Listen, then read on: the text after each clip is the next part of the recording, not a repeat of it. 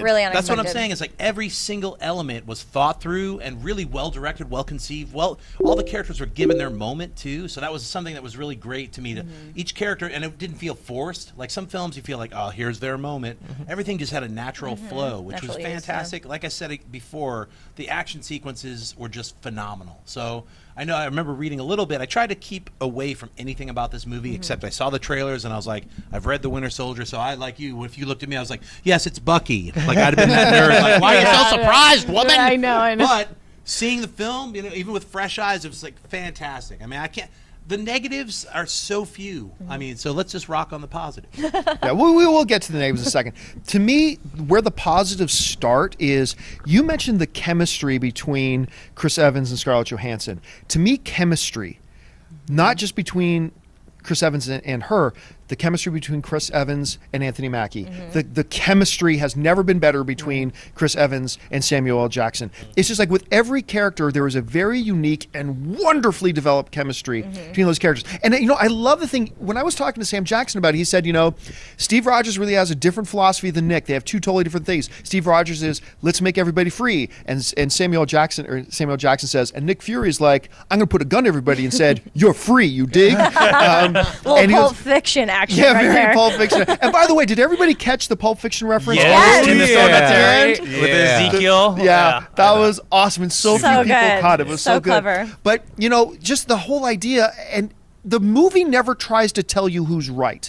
It lets you decide that. So you have Nick Fury and Cap, and they have two totally different worldviews, right? But they'll never give one the advantage of the. Obviously, ultimately, it's Captain America's, right? But he's talking to Fury in one of the first scenes together. And he says, "You could have got, hostages could have been killed." And Fury said, "So I sent the greatest soldier in the history of the world to make sure that didn't happen." That whole their chemistry, the Mackie chemistry, right from the beginning. I love on your left, Yeah. and then they're sitting down. It's like, you should be ashamed of yourself. Take another lap.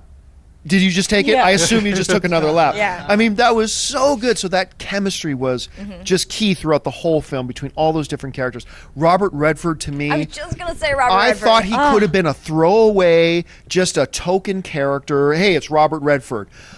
But damn it, he played it like a Tom Clancy movie. Did you ever think we'd hear him say, "Hail Hydra"? Hail Hydra. I'm Robert Redford. Hail Hydra.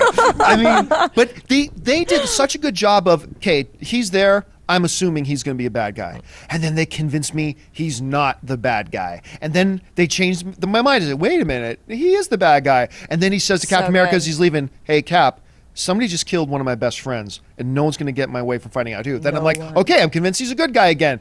Then he shoots his maid. That part was hard. Whoa. I wish you knocked. You're just like, oh, whatever her name was, Yeah. like Elizabeth, whatever. So good. I wish you had knocked. Bang. I mean, they did such a good job with all that stuff. Obviously, aside from the big New York battle, which is the ultimate set-piece action scene in all the Marvel films and Avengers, this is the best action we've seen in any of these films. Question. And I'm going to say any comic book film. The fights between Winter Soldier and Cap, and I think they had 3 fights. One was very short, but still, some of the best choreographed, beautifully shot fight scenes ever. And then it comes down to that last fight scene between them. Just so beautifully handled, and it's just so many good things to say about this. The tension is great, the writing is excellent, the Russos did a great job directing this film. Evans is more and more embodying Captain America. Sebastian Stan's Winter Soldier was great. Robert Redford, Samuel L. Jackson. I love Crossbones. Yeah. I loved him more than I thought I would. He was good. That elevator scene. And I love that he survives. Last shot of him on the girl's like, oh, he is alive. Just so great. And I mean, obviously, this raises a question. Not that I care much about the S.H.I.E.L.D. TV show. What does... We know you don't care, John. What does this do to the S.H.I.E.L.D.? And also, I've caught myself back up because everybody's been telling me, hey, the S.H.I.E.L.D. TV show is better now. You should watch it. And I will say this. It's improved. I'm totally caught up now. And it is improved, that show. It is improved because it's total crap.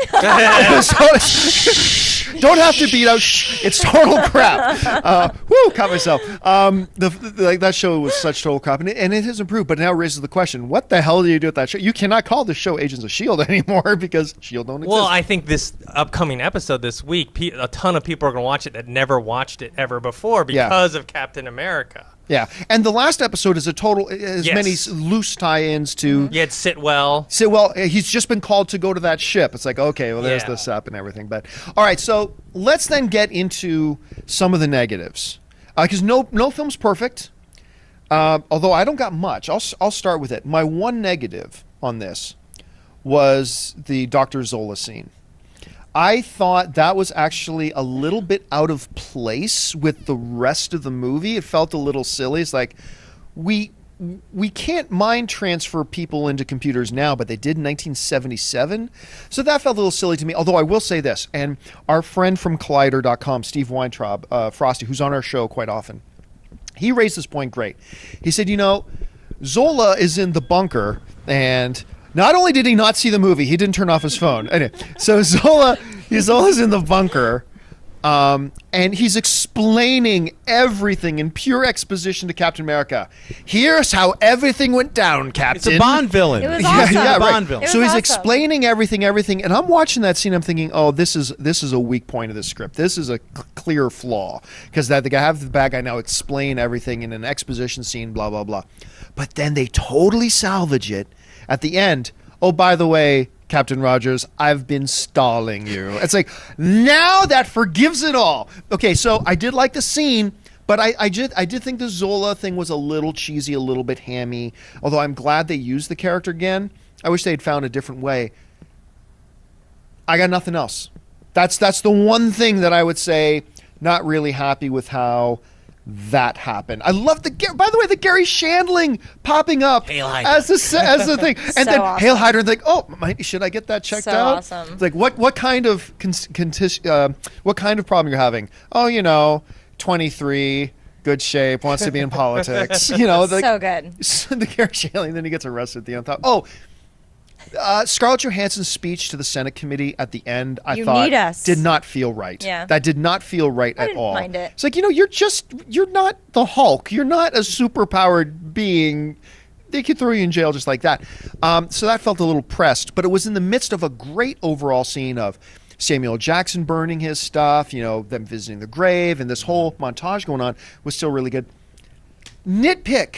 Yeah. That's it. I got nitpicky things. Anyway, if you had to pick out even the smallest thing, Yeah. what were some things you think you could have lived without? I have so many more positives. The one thing that stuck out to me, because I think it's cheap, I hate when they do this, when there's 1 second left and he just makes it. Yeah. Just the nick of time. Give me 3 seconds. That I know, right? I always prefer when there's like 10 seconds left on the clock. 5 seconds. I don't care about one. It's like, you barely made it. Well, and that to really, me is cheesy. even if he was like 5 seconds late, it only would have been about 50 or 60 people that killed. Yeah, whatever. Right? It No would have been big. fine. But yeah. that right there, it's just like, you don't need to do that. There's no explanation to do that, and it's just it's cheap to me. So that was the one thing that took me out of it for a minute. I think I even LB'd it. Is like, really. But other than that, like, I'm just floored by how amazing this movie was. Dennis? That was nitpicky Yeah, I too. mean, there's just not too many negatives No. to this. Mine is only, and this isn't even that big a deal, with the Robert Redford thing. I think he did a great job with it, and I think the reveal of Hydra was really good. Mm-hmm. Him being the villain, though, I mean, it was kind of predictable. Even just from the trailer, you just watch it like, okay, he's